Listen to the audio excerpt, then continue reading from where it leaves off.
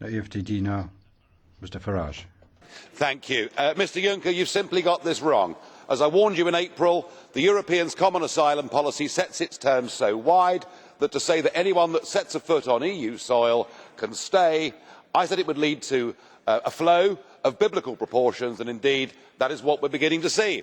And that's been compounded by Germany last week saying that basically anyone can come. It's a bit too late now to draw up a list of countries from whom can stay and can't stay. All they have to do, as they're doing, is throw their passports in the Mediterranean and say they're coming from Syria. As we know, the majority of people that are coming, and the Slovak Prime Minister has been honest enough to say so, the majority that are coming are economic migrants. In addition, we see, as I warned earlier, evidence that ISIS are now using this route to put their jihadists on European soil. We must be mad to take this risk with the cohesion of our societies. If we want to help genuine refugees, if we want to protect our societies, if we want to stop the criminal trafficking gangs from benefiting as they are, we must stop the boats coming as the Australians did, and then we can assess who qualifies for refugee status. I noted your comments because there's a referendum coming in the United Kingdom. I look forward to seeing you in the UK. I know you intend to spend tens of millions of pounds of British taxpayers' money telling us what we should think.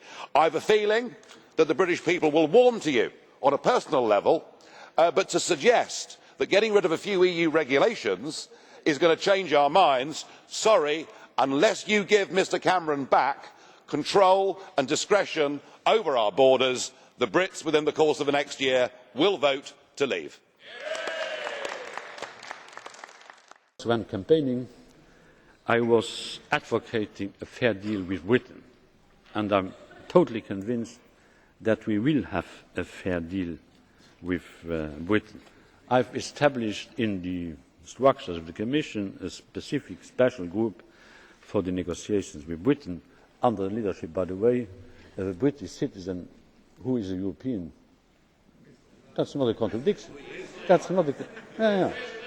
Yeah, I was hesitating between Jonathan Fall and Nigel Farage, and then I made a choice. I took Jonathan Fall, and Nigel, of course, will be his greatest supporter because the one is British and the other is British and European, so you have to come together, and you will, of course. Of course, the United Kingdom and the British government and the British policymakers are right when they criticise the European Union for being too bureaucratic, for these overdoses of regulation. It is the programme of my Commission to bring down this regulation, and under the leadership of I will never forget the meeting I had before being appointed with Nigel Farage and his group. It was very sportive, open and frank, and not without humour. That's, by the way, the only quality we are sharing, humour.